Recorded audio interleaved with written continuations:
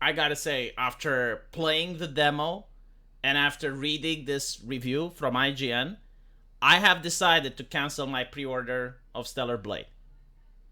And instead, I decided to get the digital edition. Chat, I have never bought a digital edition of a game in my entire life. This is the first purchase of such a nature that I'm doing. Even though I don't have a lot of cash right now, even though I'm struggling financially, I have decided that if this company is going to provide me with what other Western companies are struggling to avoid, which is entertainment, and I'm actually sitting down there and I'm having fun playing it, and all the people that dislike me, all the journalists are having a meltdown over this game and its aesthetics, I have decided, you know what, fine. I want more of this because this actually makes me happy.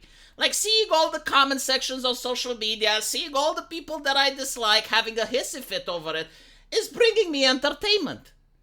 There's nothing on Netflix that I want to watch. There's nothing on Amazon that I want to watch. But seeing people absolutely losing their shit because we got a female character in a video game that looks like the female characters from the early 2000s is peak entertainment for me. Nothing can be more funny. Like, nothing can be more hilarious. You can throw in your hundreds of millions of dollars into your Suicide Squads and your AAA gaming, but nothing can bring a smile on my face than see people freak out about it. And I'm willing to bet there will be people in the comment section and on Twitter going like, oh my god, he spent so much money. Oh, what it is.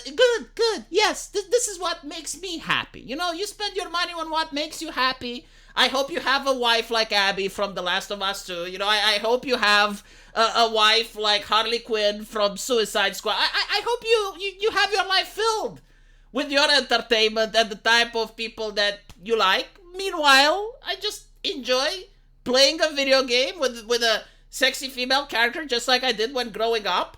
And I also enjoy seeing you guys getting upset on Twitter. So the more the better. Now, of course, IGN had to give it a 7.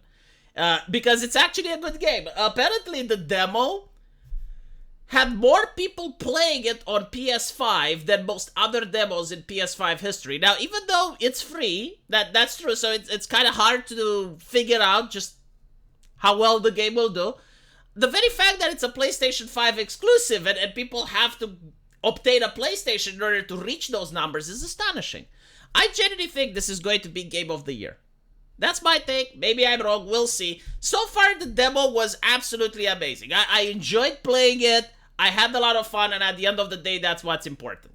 And you know, all of this controversy over sexy female characters, that if this game would have came out in 2010, no one would have even brought it up.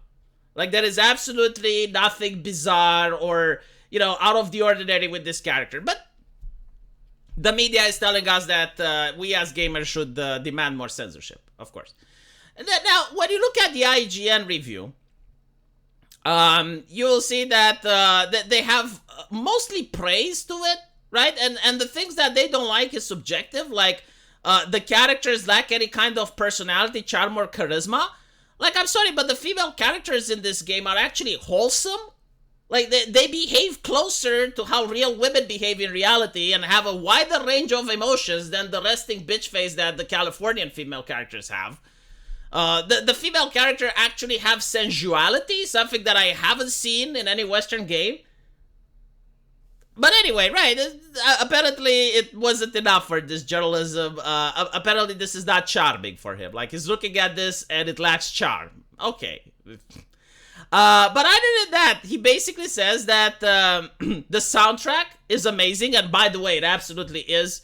For those of you who play DK, it's the same developer that made this game. They are really good when it comes to soundtracks. Like, they're really on top of their game. Stellar Blade excels in its enemy variety and design. So, mostly praise, and then it gets a 7.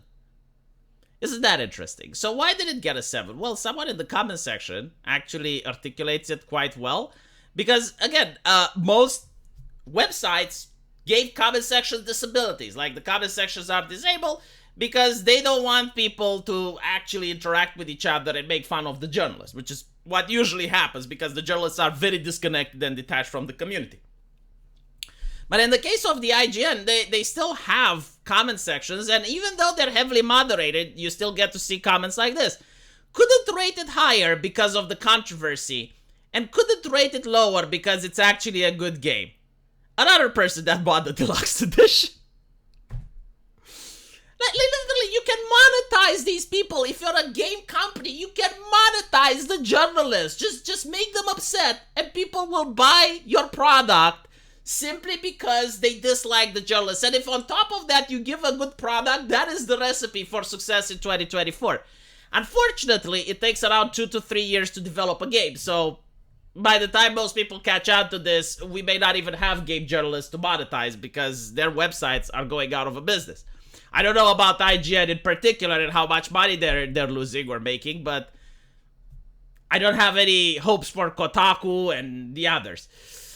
I'm going to get the digital deluxe too, and I never did that. Sending the message. Stellar Blade director claims that he is a visualist, not a storyteller.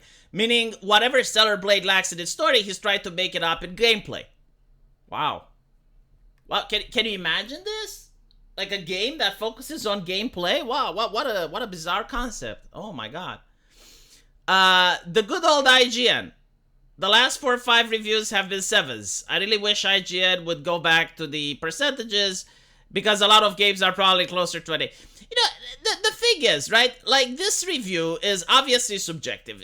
Like, trying to give a rating to a video game based on how well you liked it is going to always be subjective. But at the same time, trying to say that Gone Home, which is a game that you can finish in 2 hours, and it has no puzzles, it's just a walking simulator where you walk around the house and you're reading stuff.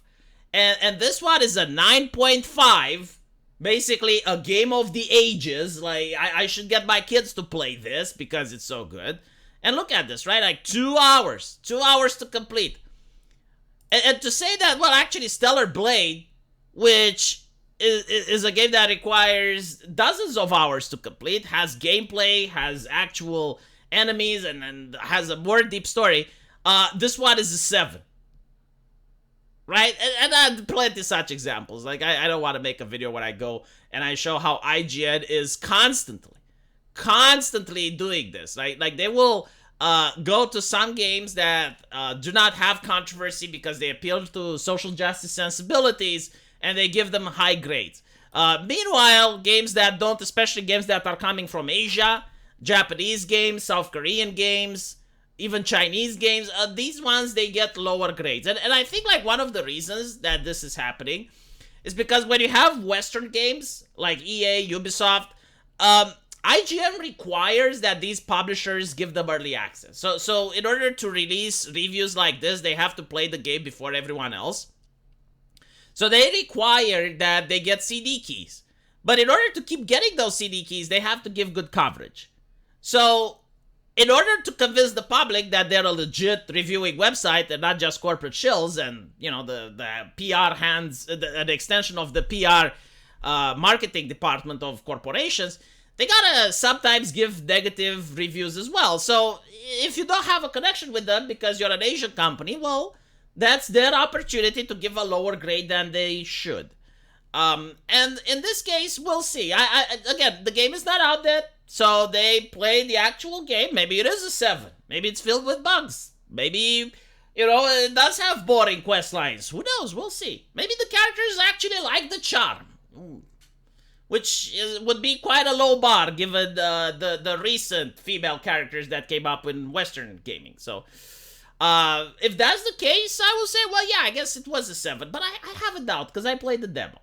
I played the other game that this company has made, and I genuinely do not think that these female characters lack the charm. But we'll see. Let me know what you guys think, and as usual, I will see you in the comment section. Take care.